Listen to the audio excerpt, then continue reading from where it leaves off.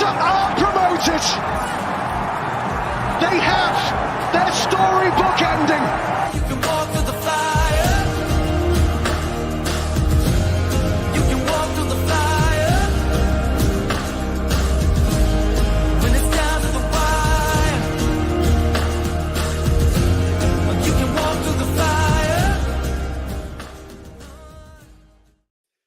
Howdy, y'all, and welcome to the Wrexham Texan. My name is Jake Green. Thank you so much for joining me today.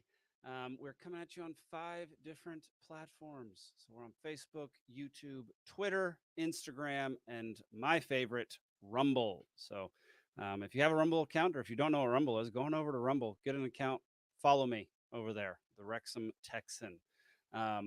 It's by far my favorite platform at this point because it doesn't ban people. It kind of lets you do whatever you want. Doesn't censor people. Yeah, I love Rumble, and now it's integrated with my streaming software, so it makes it even better. I also am able to read comments from Rumble and comments from Instagram. So yeah, if you've got stuff to say, go ahead and say it. Say it to my face. Y'all, lots of talk about lots of people freaking out and lots of people talking about our last 3 matches. And we're going to get to some of that here in a little bit. But for now, let's watch the highlights from yesterday's game against Salford. Here we go. Trying to come forwards down left-hand side. Morton. New player in, lays it off. A lot of people commenting on our white kits. Okonkwo, great save right there. A lot of people commenting about our white kits. People really don't seem to like them. I actually kind of like them, although it doesn't seem like we play that well when we're wearing them. I would definitely prefer the black. I mean, why wouldn't you use your 3rd kit in a play? Like, black is so much better.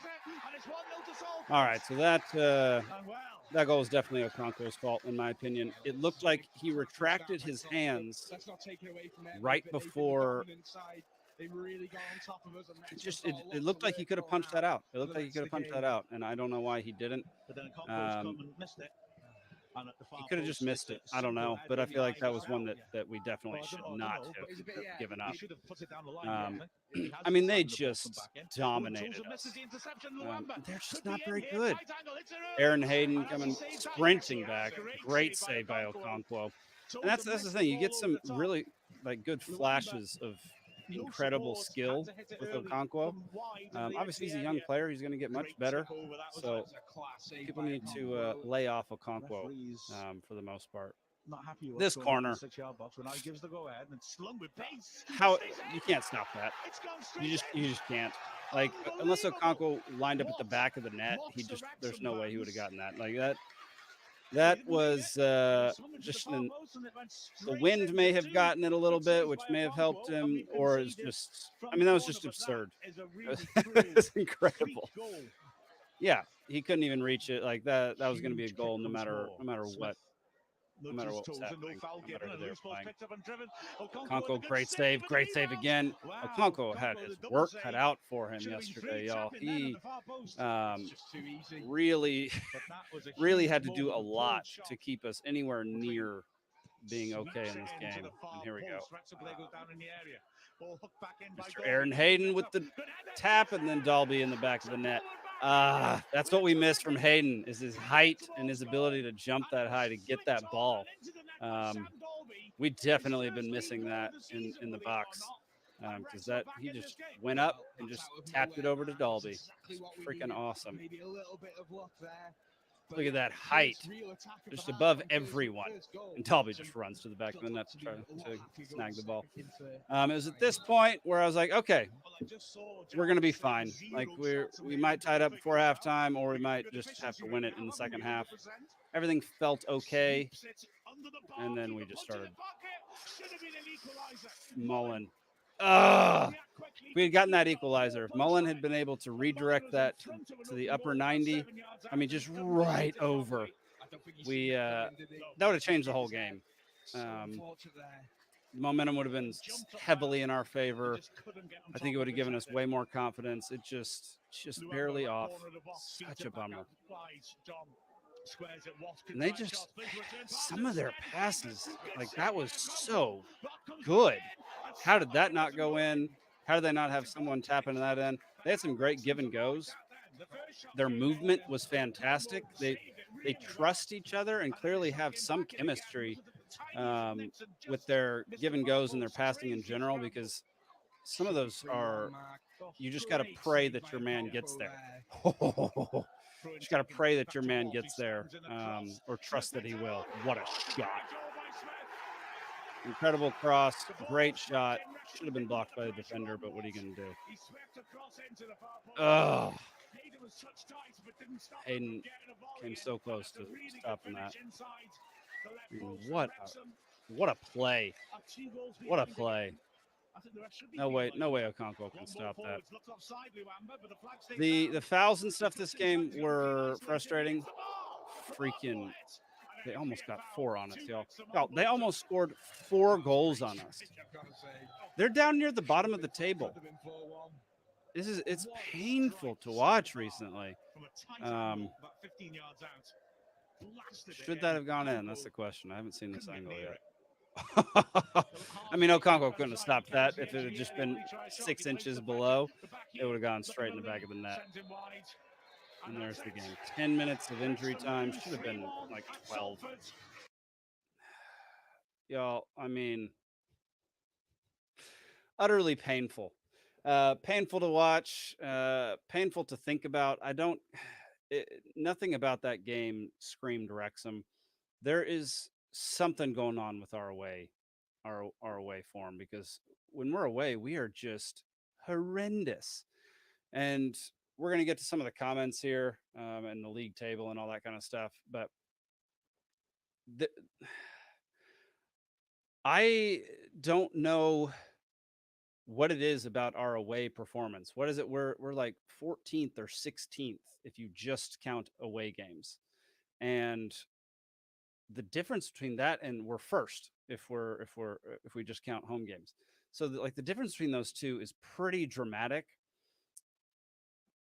I don't know what it is about. It might be League Two. It might just be the EFL. It might be soccer, football in general, because you don't get that kind of split in like NFL or college basketball or anything like that. I don't watch much pro, so I don't really know. But you definitely, most people always play worse on the road. But man, a like 16 rank difference, that's pretty dramatic. And I don't know what it is about us playing not at the race course. Is the race course ground just a great ground to play at? Like, is it just that we're super comfortable there and we're very uncomfortable while traveling? Maybe we need to change how we travel. I don't know. We definitely got to change our mindset when we go to these away games, because sorry. Because it's just not working. It's just not working.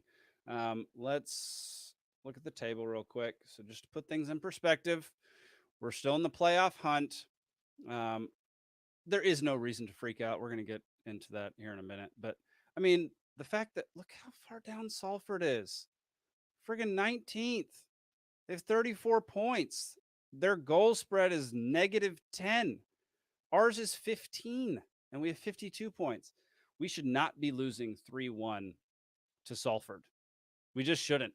I don't care if it was an away game. We shouldn't be losing 3-1 to Salford. So we need to change some tactics. My gosh, change some tactics. Maybe make some different substitutions. I know Dalby scored our only goal. I still don't like him and Mullen starting the game together. I want Palmer, Mullen starting the game together. That's what I want. I always thought that was the best. I thought their chemistry was the best. I thought we performed best when they were playing together. I'll be interested to see what happens with Jack Marriott, and we're going to get to him as well. We got a lot of stuff to go over today, y'all. We got, all the transfers, all the loans, all the people leaving. But yeah, just keep in mind we're still in the playoff hunt. Obviously, we're top of the playoffs, so we're number 4. We also have 2 games in hand. We're the only team in the top 10 that's only played 28 games. Everybody else has played 29 and 30. So we have 2 games in hand on most of or about half the people in the top 10, and 1 game in hand against the others. Then you get down here, there few teams have 2 games in hand, but still, there's no reason to freak out. We definitely had. We're going to go over some tweets here from the Racecourse Ramble. Boos ring out at full time. Rubbish and shite is screamed at the players by fans. Parky being screamed at for not changing early enough. Y'all, get a grip. Like, I'm not blaming Racecourse Ramble for any of this. They are literally just detailing what happened after the game. They're not saying they participated. But man, get a grip. Like, there's no reason to just berate people after a loss. Like, maybe if we're mid to low table, then you can start berating people. But because they're not doing their job properly, because we are good enough to be winning these games. However, all teams go through streaks. All teams have good games and bad games, which I know this is the 3rd podcast in a row where I've had to say that.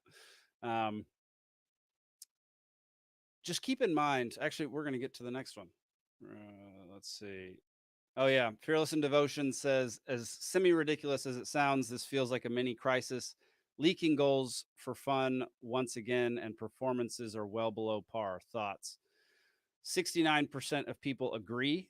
It absolutely is. And 30% say that's a knee-jerk reaction. Behave. That's 1,372 votes. I voted for behave, knee-jerk reaction. We're okay. We're okay. As Ryan, RMC WXM, says, the meltdown from some is ridiculous. Best home form in the league, and we've only lost like 4 away all season in the league. Particularly frustrating is the Okonkwo slander. I agree. Enough with the Okonkwo slander. I don't understand what y'all are talking about, because he is a fantastic goalie. He's very young. He has made some mistakes, but that dude can get to balls that no one else could, because his arm, I mean, first of all, just his physical build, his arms are like 7 feet. It's like a 7-foot wingspan. So that alone allows him to make plays that like Rob Layton couldn't make. Rob Layton might be slightly quicker, which most people who are a little bit shorter extremities might be a little quicker, but Layton is not Okonkwo. Layton's, a little older. Same with Mark Howard. They're just not going to be able to get to the same balls that Okonkwo could. So is it possible that Okonkwo is out of position sometimes or does some foolish things? Yes, he's a young kid.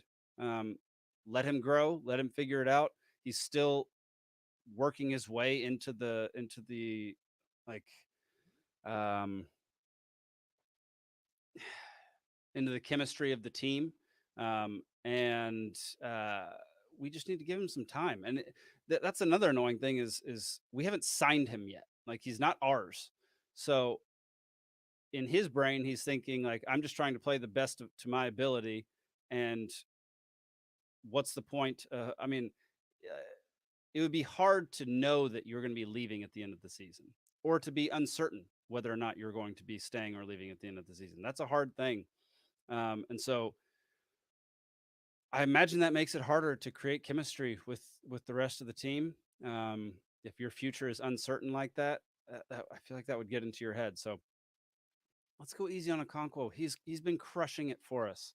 I mean, he's so good. Let's just back off Okonkwo. And then some reasonableness from Matt. Let's see, Matt G82. Got to get a new handle, man. Matt G824824. Come on, man. 824824. Get a new handle. That's an annoying handle. But he says 3 losses in a row. However, this was going to be one of my points, and I'm glad I found this tweet, so I have some support. First loss was Newport.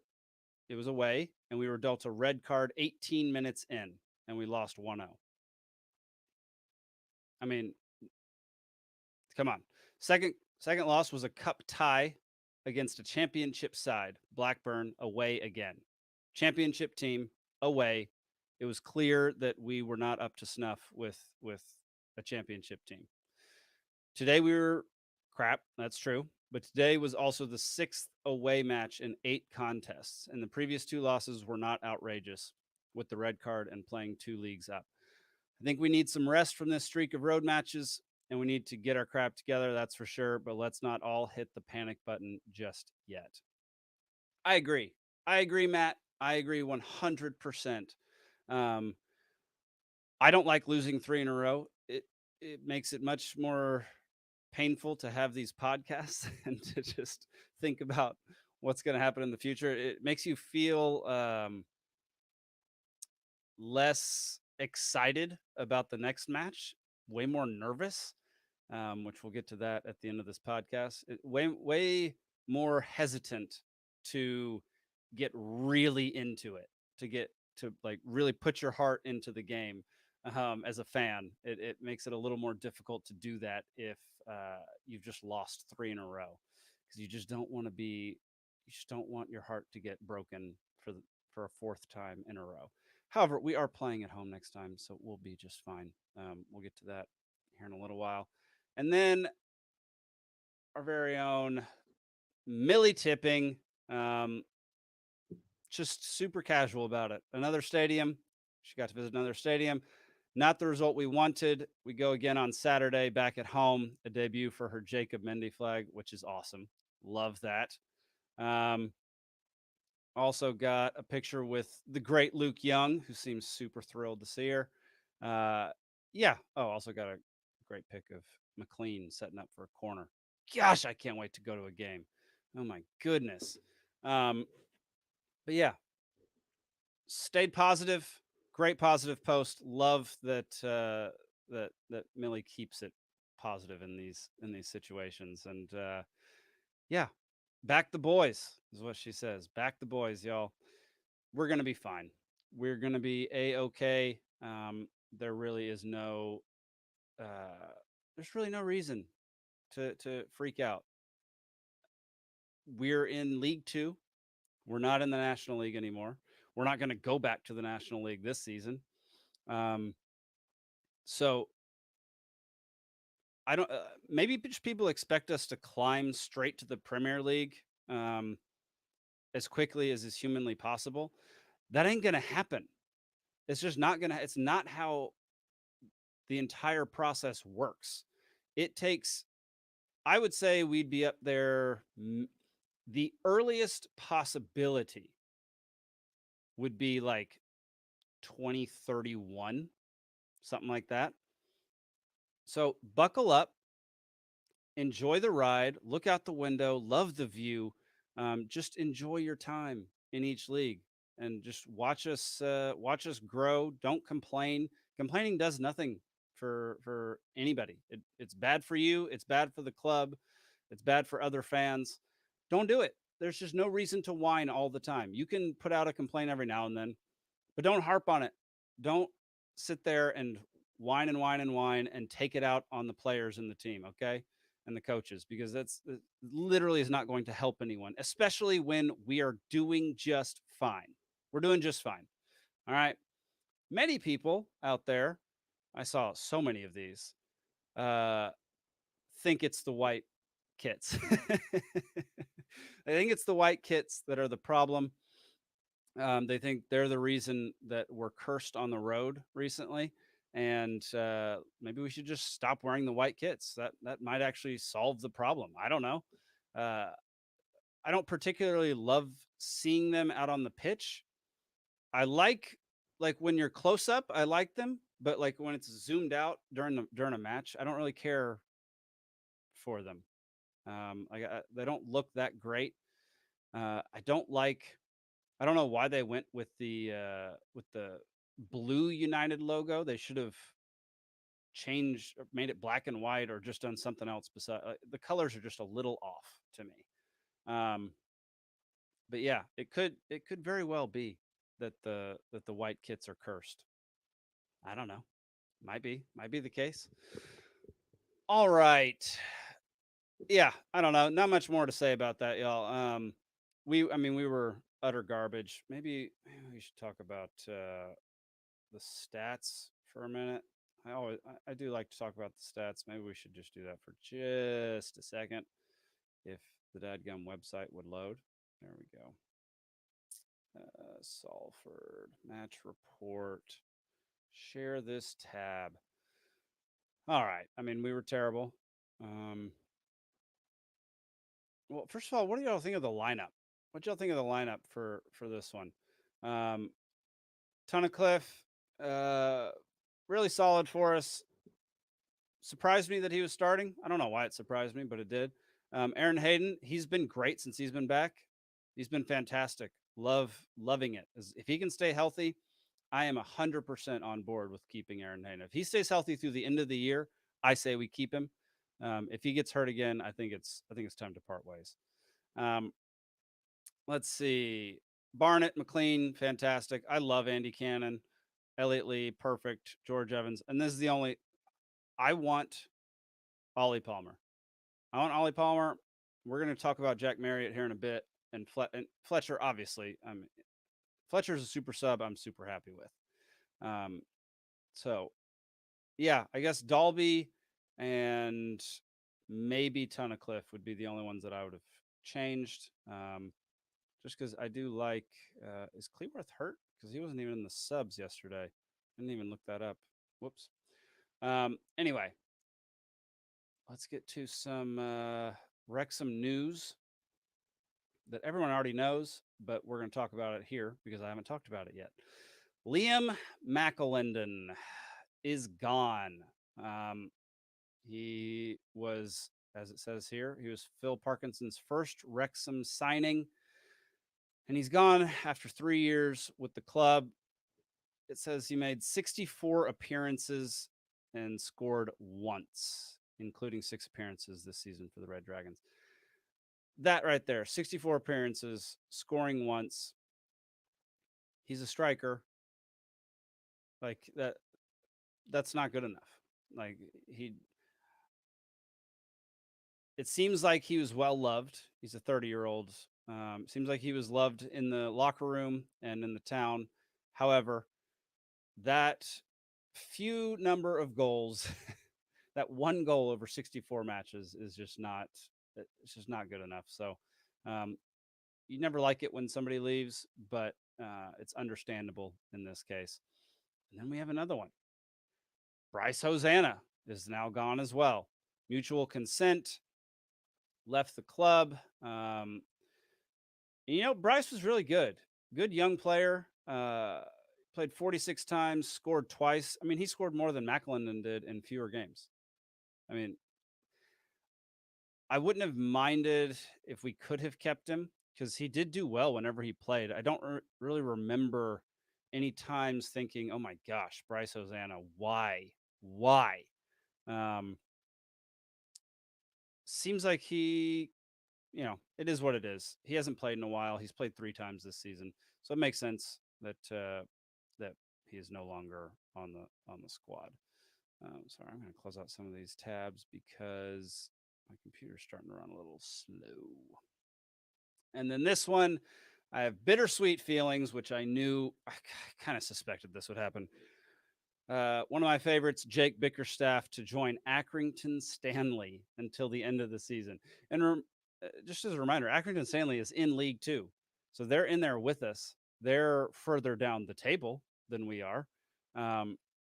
Not by much. They're 11th and we're 4th. So we're not that far. Like, that could come back to bite us. Uh-oh. Did my Instagram feed go out, y'all? I can't tell. If it did, apologies if you're trying to watch this on Instagram. That's my bad. I don't know what's happening with my internet. Oh my gosh. I do know what's happening. All right. There's going to be a little glitch for a second. Let's see if you stick around, though. All right. I think we're good.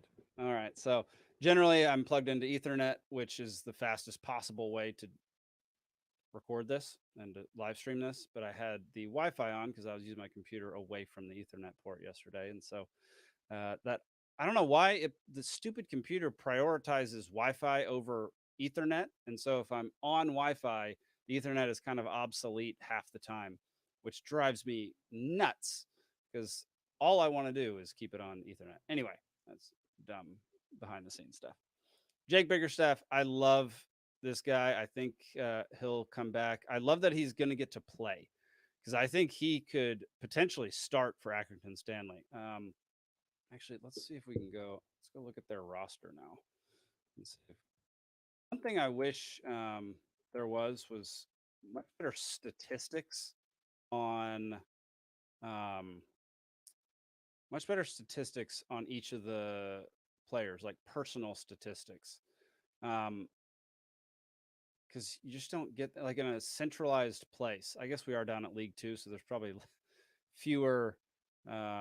He's not even listed on their roster yet. Okay, so we're not even going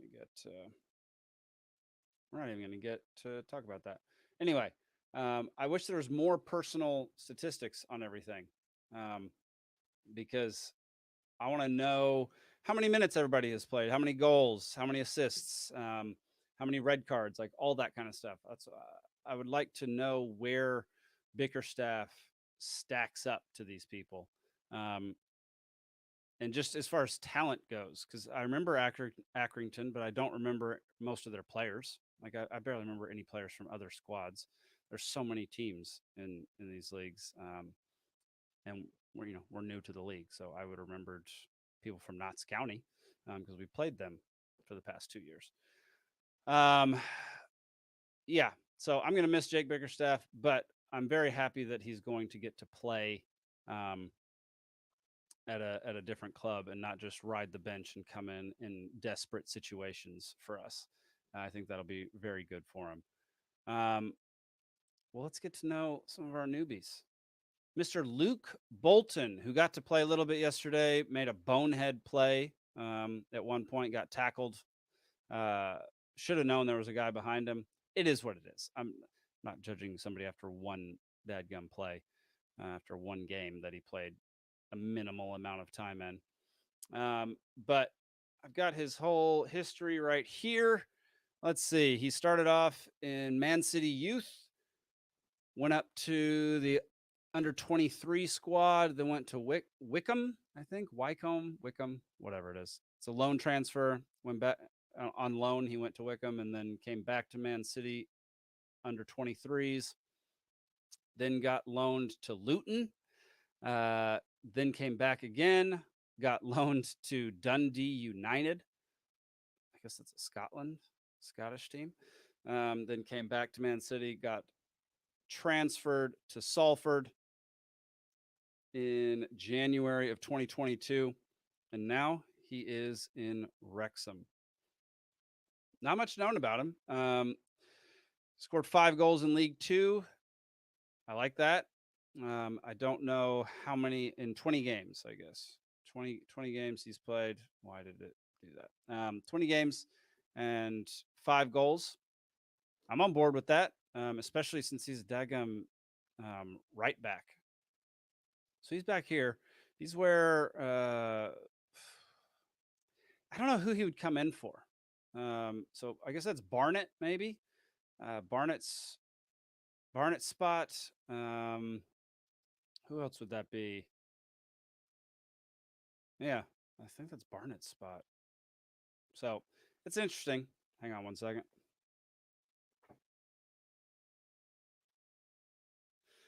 This is the problem when you're live streaming at a place where you can hear your dogs. Is at any point in time, you could be distracted by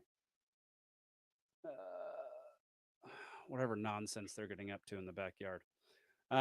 Anyway, he was born in Stockport, which is interesting. Yeah, I mean, he'll take the place of he'll sub in for Barnett, which is he going to be better than Barnett? I doubt it.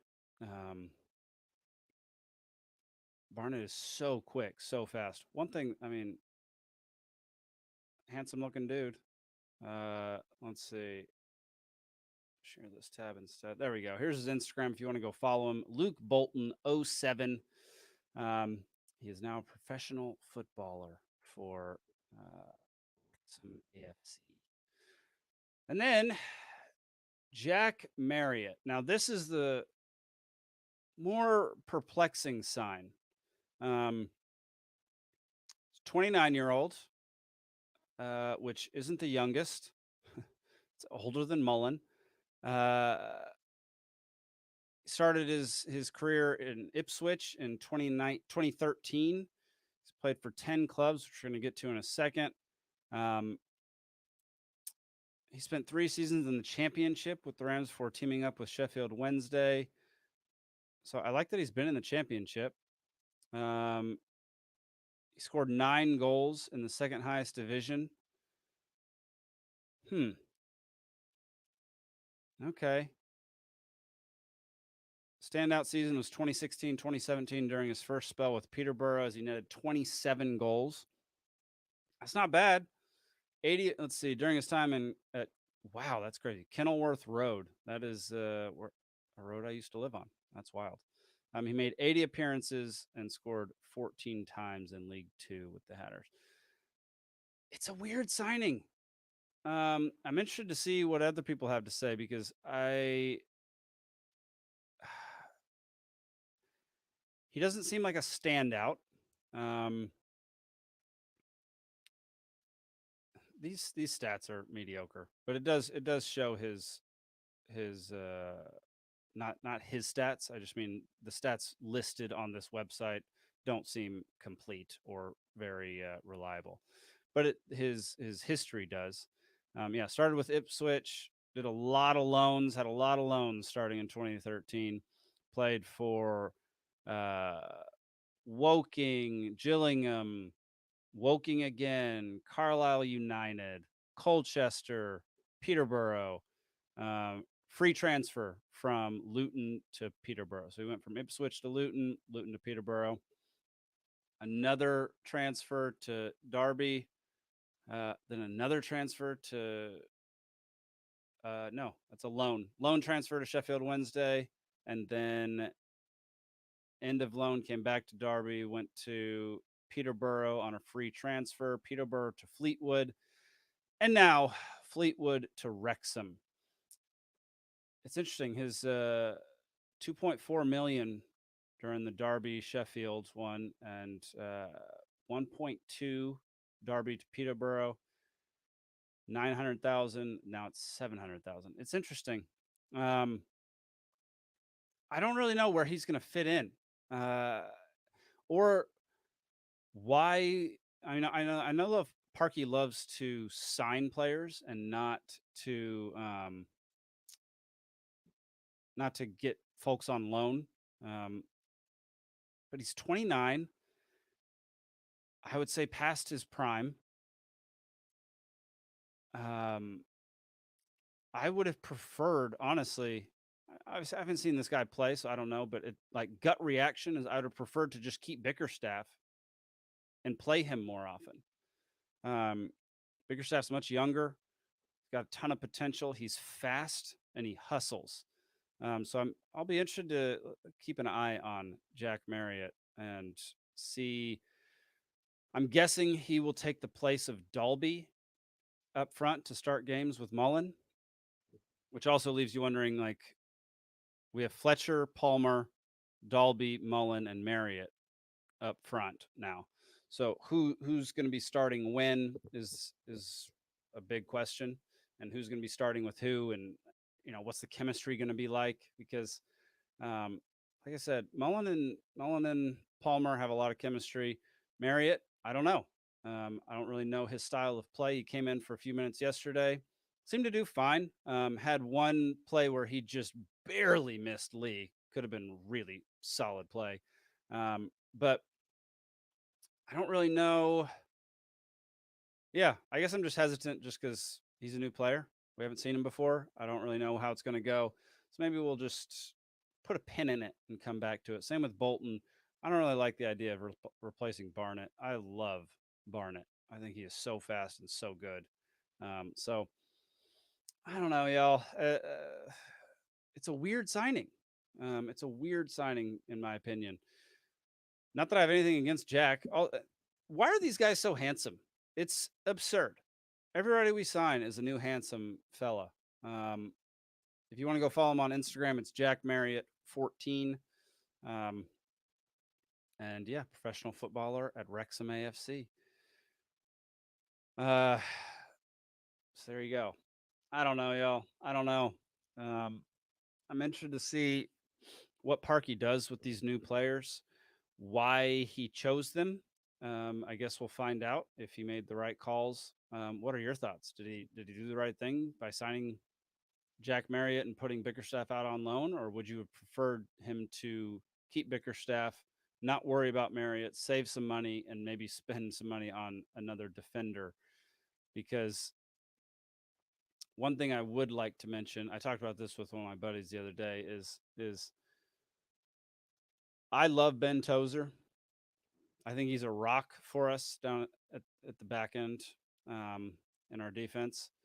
However, it's becoming very apparent that he might not have the speed to keep up with some of these teams that we play against. In the same way, Parkey kind of phased out Luke Young to just be a sub. I think, I don't know. I wouldn't like to see it, but I think that might be the necessary thing to do with Tozer, which is weird. I mean, I love Tozer's throws alone might be enough to keep him in because his long throws. Which, why aren't more people good at that? I can do a long throw. Put me in the game. If you just need a long thrower, I'll go throw the ball. I could launch that ball into the goal box, guaranteed.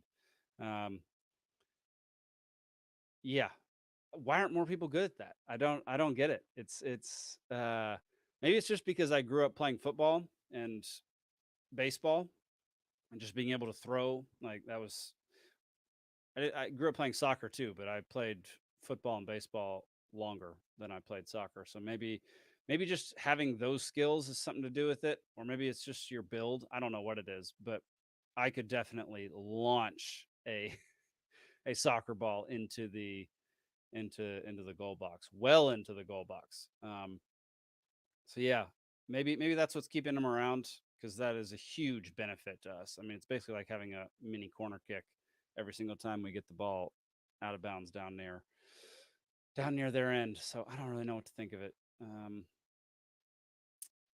Ben Tozer. He's definitely, he's been up and down this year. It's been up and down this season. Hasn't gone his way in a lot of games. But then at times, then you'll see him recover and do something extraordinary and get us out of a jam. So, man, the past like 2 months or maybe month and a half has just been a freaking roller coaster. Super excited towards the end of 2023. Super hesitant at the beginning of 2024. I don't really know what to think anymore. So we're just going to get to predictions for the next game. Next game is finally we get another home game versus Bradford City. Bradford is doing horribly right now. They've drawn 3 and lost 3. They drew against Wimbledon, lost to Swindon, drew against Salford at home, mind you, drew against Colchester away, and then lost to Crawley at home and lost to Crewe Alexandra away. Yeah, the difference between us and them is that we've both lost 3 out of the last 6 games. However, they drew the other 3 and we won the other 3. That's what makes a better team, y'all. Like, if you just keep that in mind, we're doing just fine. Let's see. Last time we met was October of last year, where we tied at their end. Paul Mullen scored in the 68th minute. Adam Wilson scored in the 85th minute. And then we played in the Carabao Cup last year in August, where we tied as well. That's crazy. And they won off They won off PKs? Yeah, they won off PKs. So William Boyle freaking missed a shot. Shocker. Yeah, and then we hadn't played before that since 2008. So we've played them 3 times in the past 5 months, six months. Once we play them on Saturday. Yeah, I've got good feelings about this. I predicted something that went horribly awry this past week. I had predicted 5-0 in our in our favor. I just thought we'd have some fire and anger after the past 2 matches. Clearly, we did not. Clearly, we came out super slow, did not have a good game plan, failed miserably. So, do I want to go with another ridiculous pick, or should I keep it within reason? 3-0, 3-0, 3-0 Wrexham this Saturday. It's got a 3 p.m.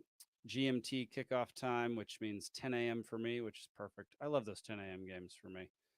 They're ideal for how I live my life. So, yeah, we're gonna be fine, y'all. We're gonna be fine. I know I keep saying that for multiple episodes in a row, but yeah, Bradford is down at 18. They're 1 spot ahead of Salford. We're playing at home, which is basically a fortress for us. So this particular game, I don't have that. I'm not very hesitant about putting my heart completely into it, because home game versus a team that's very mediocre. We have 2 new guys that are going to be trying to prove themselves. And we're just great at home. So I'm excited about it. Yeah. Y'all, leave a click like on this video, subscribe, share it around. Go follow me on Instagram. That's where I'm most active. I'm slightly active on Twitter as well. But Instagram and Rumble are my primary accounts where I do the most amount of work. So follow me on both of those. Thank y'all so much for watching. Thank you for listening. If you're listening to this, any podcast platform will do. I'm everywhere. So you can, if you're listening to this on one that you don't want to listen to, and you want to go over to the platform of your choice, feel free to. We're also going to I'm going to start making some merch soon. So there's going to be some merch. I'm also going to have for a while I was doing Texan of the Match, but it became more like a chore to come up with all that. So I'm going to do, I might do Cowboy of the Year. I do Cowboy of the Season at the end of the season, and I'm going to try to come up with a unique gift for that player. And I'm going to send it to the club and see if they accept it. We'll see how it goes, or just try to get in touch with that player and send him whatever it is. I'm thinking it'll be a big old belt buckle, maybe in the shape of Texas. It won't say the Wrexham Texan. I don't really care to have my logo on there, but maybe with like the country of Wales inside the state of Texas. I think that'd be pretty cool. We'll see if I can get something like that designed. So yeah, but merch will be coming out soon. You'll be able to get it. It'll be awesome.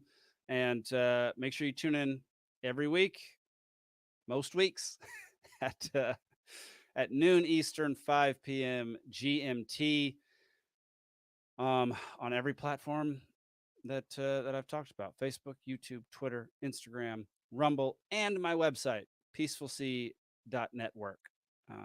That'll be it for this week, y'all. Thank y'all so much for watching. Really appreciate it. Looking forward to the game on Saturday. We'll see you then. You search my soul with all your heart, you're gonna see it. You're gonna see it.